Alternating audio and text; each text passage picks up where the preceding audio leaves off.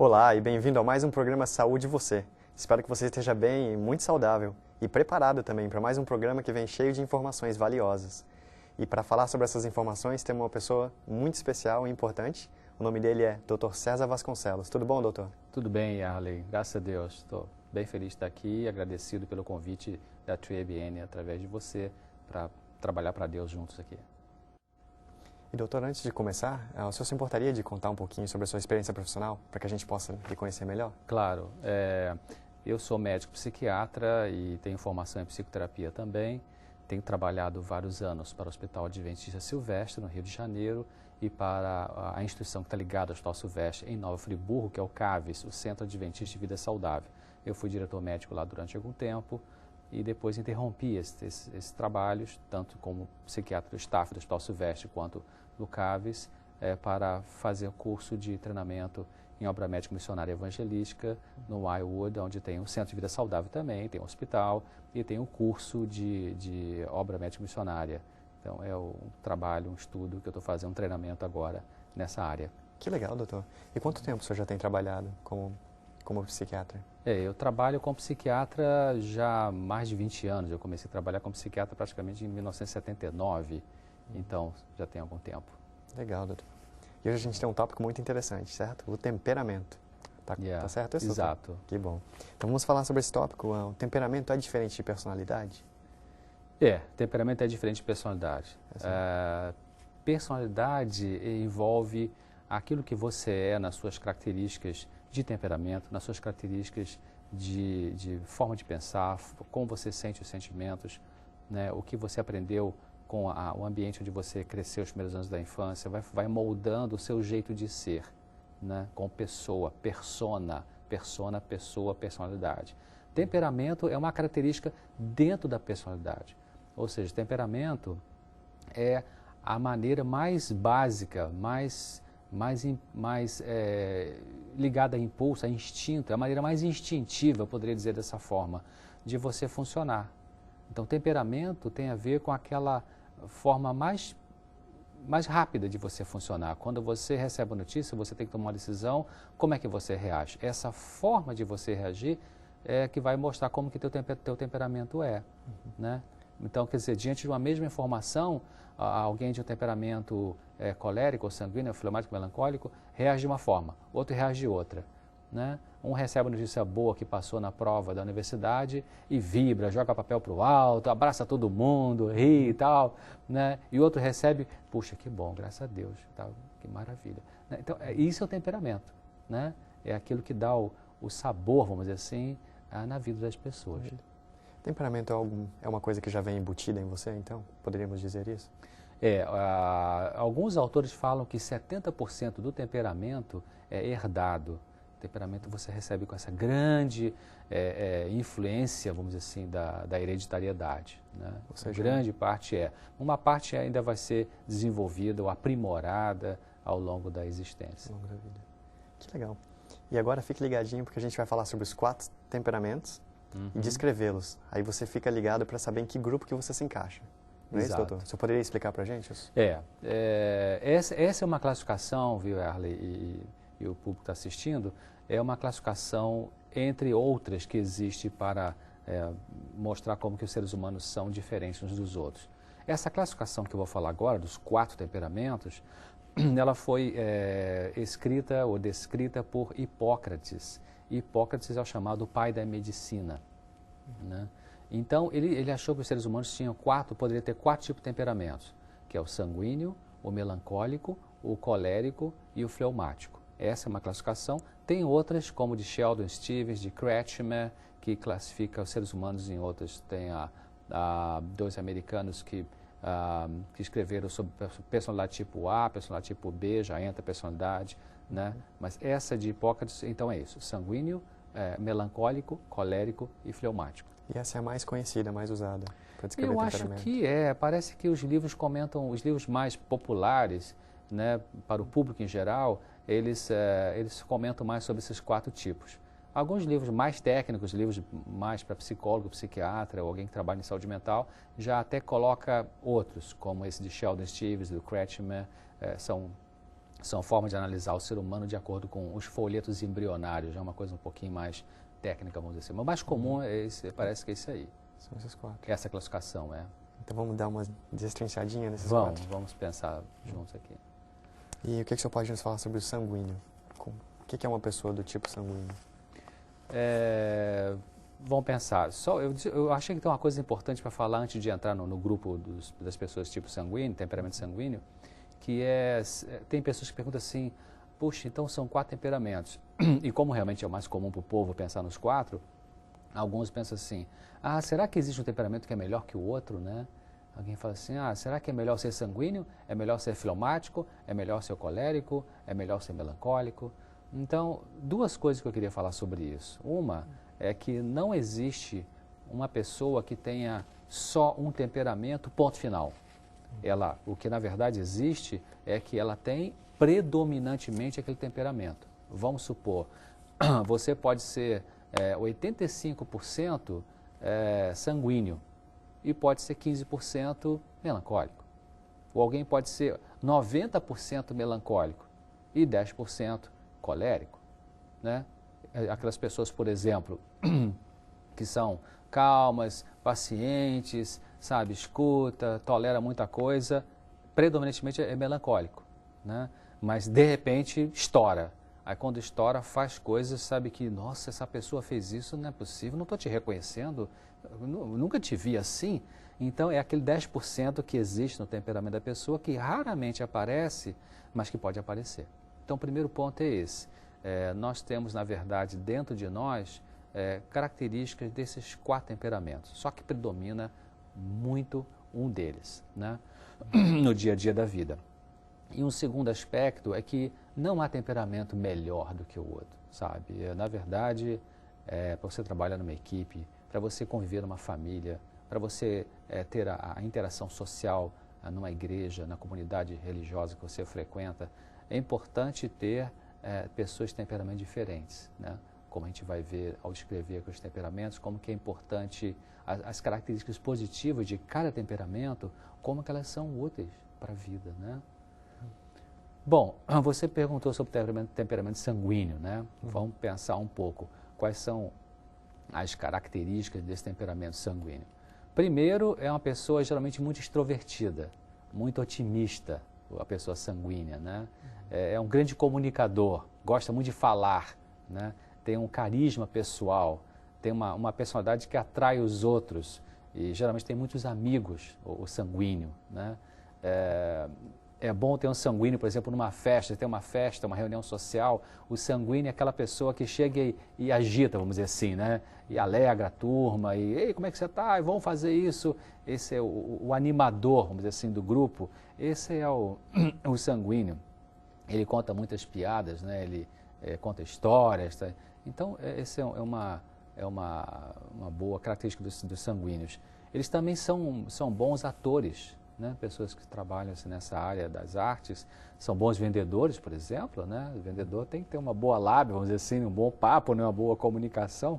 Então, geralmente, os sanguíneos são bons vendedores, né? São bons recepcionistas, né? Para receber o público, ali trabalhar no departamento de relações com o público, né? Ou também bons para trabalhar em outras atividades públicas, né? Que vai lidar diretamente com a população. Então, essas são, acho que, as principais características da pessoa com temperamento sanguíneo, né? E o temperamento sanguíneo não tem só características positivas, como você já falou, deve ter características negativas também. Tem, como todos, né? Bom, geralmente o sanguíneo, ele tem assim uma coisa bem típica do sanguíneo, é que ele é meio desordenado, né? Uma pessoa que ele vive, de certa forma, em estado de desordem, né? Se você vai ver a mesa do escritório de um sanguíneo, é papel para tudo quanto é lado, assim, não tem aquela metodologia, aquela sistemática, né? De arrumar tudo bonitinho, o armário é meio bagunçado em casa, não é uma pessoa organizada. Isso é uma coisa negativa, porque pode ficar meio confuso, ele pode querer procurar onde é que está aquele meu papel, não acha, e abre gaveta, fecha gaveta, cadê, não sabe onde é que está nada, né?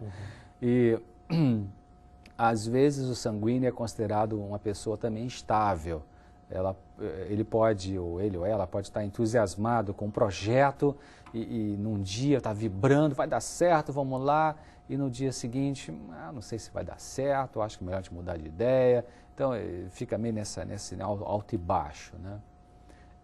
Uma coisa também bem típica, isso até dá certas situações não situações, mas dá possibilidade de briga entre casais, é quando um sanguíneo é casado com, por exemplo, né, que o sanguíneo fala muito, conta muita história. Então, uma coisa negativa do sanguíneo, a pessoa com temperamento sanguíneo, é que ela, quando vai contar coisas para as pessoas, ela se preocupa mais com a narração do que com a verdade do fato, né? Parece que para a pessoa de temperamento sanguíneo, narrar o fato, narrar alguma coisa é mais importante para manter o interesse das pessoas nele, na pessoa, nela, na pessoa, é mais importante do que aquilo que ela está falando, né? Em outras palavras, geralmente o sanguíneo, ele exagera muito alguma coisa que está contando pelo jeito de contar do que realmente aquilo que está contando, saber se está acurado, se está perfeito, se está dentro daquilo que foi a realidade. Vou dar um exemplo. Vamos supor que uma pessoa de temperamento sanguíneo foi numa festa de aniversário e aí 2 dias depois encontra com um amigo e os dois começam a conversar. Você foi naquela festa? Fui sim. Puxa, legal. E começa a entabular essa conversa. Aí o sanguíneo em geral, que estava na festa, ele começa a falar assim, nossa, eu fui, muito legal. E aí tem 2, 3 pessoas conversando ali e outras também estiveram na festa. Às vezes, se for a esposa do sanguíneo, vai ser né? E se a esposa for fleumática, pode dar uma tensãozinha aí. Por quê? Porque o sanguíneo começa a falar, não, fui sim, eu fui no aniversário, nossa, tinha um monte de gente, devia ter umas 100 e poucas pessoas lá. Aí a outra quer falar, não, 100 e poucas não, tinha acho que umas 37 por aí, mais ou menos. Pois é, aí ele continua falando com aquela vibração, tá maravilhoso, tinha um docinho lá gostoso, e o bolo tá uma maravilha, sabe? E tinha tanta variedade de salgadinho, de doce e tal. Não tinha tanta variedade, só tinha 2 salgadinhos e 2 doces. Alguém corrige o sanguíneo, né? Então, assim, o sanguíneo ele fica mais preocupado com a narração, com fazer interação com as pessoas do que se aquilo que está dizendo é realmente o que aconteceu ou não é. O sanguíneo é um garoto propaganda, ele quer a atenção de todo mundo, quer realmente seria vender mais ou a menos história por aí. que ele está. Exatamente, né? Então, ele se preocupa com aqui agora, com hoje, não está muito preocupado se amanhã vai ter dinheiro, se não vai ter dinheiro, se vai achar o papel lá na bagunça da mesa ou não. Quer tocar para frente a coisa do hoje, né? Então, a prioridade da pessoa que que tem temperamento sanguíneo, em muitos casos, são diferentes das outras pessoas, né? A prioridade. Ou seja, o sanguíneo ele se despreocupa de assuntos que outras pessoas consideram importantes, né? Mas uma pessoa chega no escritório e quer ver a coisa arrumada, isso é importante, mas o sanguíneo não esquenta a cabeça. Ele, deixa para lá, se eu achar o papel está bem, se eu não achar, depois eu acho, e é mais ou menos assim. Essas são características negativas, né? Mais despreocupado, um pouco até desorganizado. Pode complicar a vida, né, para ele e para as pessoas por essa desorganização, embora, como eu falei antes, é bem positivo, porque a coisa positiva é que é uma pessoa animada, alegre, né, social, né? Isso é bom. Legal. E quais as necessidades de uma pessoa sanguínea? Bom, como eu tinha começado a falar aqui, cada temperamento tem suas coisas positivas e suas características negativas. E cada pessoa com cada temperamento tem necessidade de aprimorar, né, de melhorar o seu temperamento. Pode melhorar. Aliás, essa é uma coisa, viu, Yarley, tem muitas, em trabalho com famílias, com casais, do ponto de vista psicológico, é muito comum encontrar, né, tensões entre casais e que um diz assim, ou o marido ou a esposa, eu acho que eu não vou mais viver com essa pessoa porque não dá, o temperamento não dá, e ele ou ela diz assim, eu sou assim, meu temperamento é assim, você me conheceu assim, e eu não vou mudar porque esse é meu temperamento, e, sabe, isso é uma rigidez. Temperamento é verdade, é uma coisa forte, é uma característica que a gente leva para a vida inteira, né? Mas o temperamento pode ser aprimorado. Uma pessoa que é muito sanguínea pode ficar menos sanguínea no sentido negativo. Alguém que é muito melancólico, né, a gente vai ver mais adiante, pode ficar menos melancólico no que tem havido negativo de ser melancólico. Então, é possível haver um aprimoramento do temperamento para que a pessoa possa crescer, né, e melhorar nas suas relações, não só consigo mesmo, mas com as outras pessoas e com Deus, né? E Deus promete ajudar, né? Deus tem promessa na palavra dele que são poderosas para ajudar a mudar as características negativas de um temperamento de uma pessoa. Só lembrando, você sabe que João, né, João Evangelista, ele era chamado filho do trovão, né? Quer dizer, deveria ser talvez um colérico, a gente vai ver mais adiante aí, um explosivo, né, um pavio curto, né? E através do processo de aprendizado com Jesus, da convívio com Jesus, ele foi realmente se tornando uma pessoa mansa, né? Então o temperamento foi sendo adequado, adaptado ali. Mas você perguntou quais são as coisas que uma pessoa de temperamento sanguíneo precisa talvez aprimorar, mudar, melhorar. Primeiro, se tornar uma pessoa mais digna de confiança, né? Ser digno de confiança significa que ele precisa aprender a lembrar que aquilo que ele está dizendo, talvez tenha que dizer com um pouco mais de exatidão, né? Ser um pouco mais formal. Geralmente o sanguíneo é muito informal, ele meio que invade um pouco a vida das pessoas com a sua sociabilidade, né? É importante desenvolver uma autodisciplina também na sua própria vida para organizar um pouquinho melhor a sua vida, as suas coisas, né? Isso vai até facilitar para ele mesmo, né? E também trocar o eu, né, por uma humildade genuína. Que o sanguíneo, como eu falei, ele fica mais preocupado com ser o centro das atenções e contar a história do que realmente qual é a qualidade da história que ele está contando, vamos dizer assim. E finalmente se organizar melhor, né? Acho que seriam os pontos assim que seriam necessários para um sanguíneo parar, pensar e trabalhar e pedir ajuda a Deus para mudar. Uhum. Legal. Legal que você tocou nesses pontos. Uhum. E passando ao próximo tipo agora, vamos falar um pouquinho sobre o melancólico. Vamos. Quais são as características do melancólico e as atitudes positivas de um melancólico? Melancólico, você vê, a palavra já diz melancolia, né? Melancolia é quase que um sinônimo assim de tristeza, né? Uhum. O melancólico, ele é oposto ao sanguíneo, né? Acabei de falar do sanguíneo agora, é o contrário. O sanguíneo chega numa festa, ele agita. O melancólico chega e fica num canto, né? Lá quieto na dele. O melancólico é sério, é analítico, né? Analisa muitas coisas, né? Fica analisando as coisas. Frequentemente é bem perfeccionista, né? A vida do melancólico em geral é bem organizada, né? Bem ordenada, né? Ele tem normas muito, às vezes, exageradas para tudo que ele faz, né? Um exemplo de temperamento melancólico, por exemplo, é Miguel Ângelo, né? Miguel Ângelo, que pintou, é um artista fabuloso, né? Pintou o teto da Capela Sistina, né? Lá em Roma. Então, eu soube que ele tinha assim, uma paciência incrível, era um indivíduo melancólico, né? E perfeccionista. Então, ele queria pintar o teto da capela com realmente muita perfeição. Dizem que ele costumava visitar o necrotério, onde tinha lá os cadáveres, né? As pessoas mortas recentemente. Ele visitava o necrotério para estudar a anatomia dos cadáveres, né? E assim pegar bem como que é a formação de um músculo, né? O contorno do corpo, dos músculos. Ele se concentrava naquilo para pegar exatamente como ele poderia pintar, né, cada osso, formação óssea, o corpo externamente. Então ele planejou, diz que ele gastou meses fazendo desenhos assim minuciosos, né, antes de botar a escada lá, os andaimes e lá pintar o teto da Capela Sistina. Nossa, né? tudo isso em prol da perfeição. Em prol da perfeição.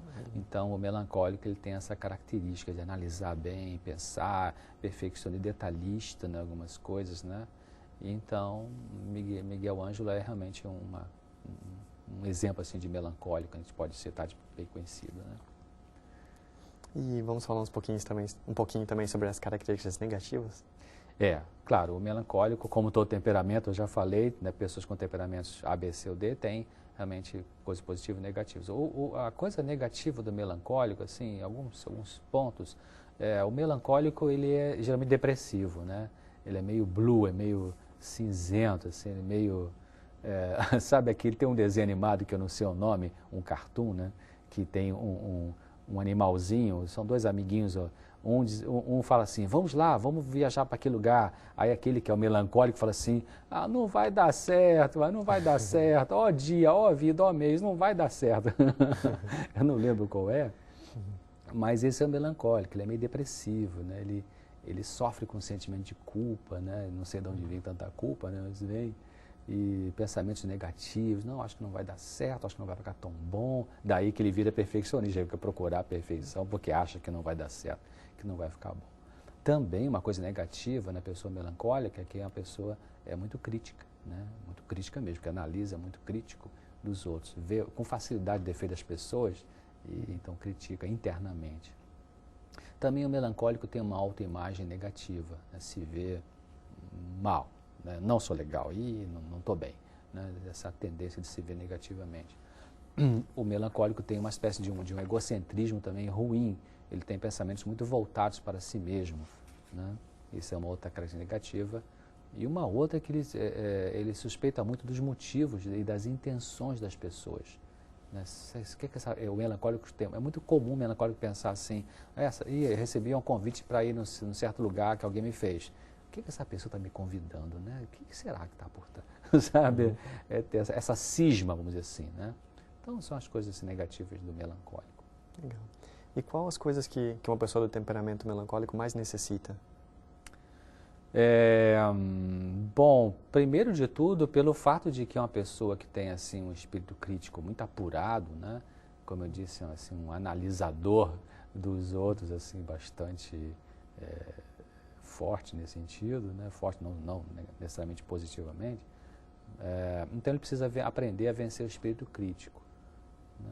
Muitas vezes o melancólico ele tem a crítica, quando eu falo que o melancólico tem tendência, a pessoa com temperamento melancólico tem tendência a ser crítico, não é que ele fica criticando as pessoas, entende? Assim, ei, você é feia, você está... Não, internamente, na mente dessa pessoa, dela ou dele, existe essa tendência de tá olhando para você e fala assim, a gravata está torta, esse negócio não combinou, que nariz não sei o que e tal, né? Sabe, que palavra esquisita que ele falou e tal.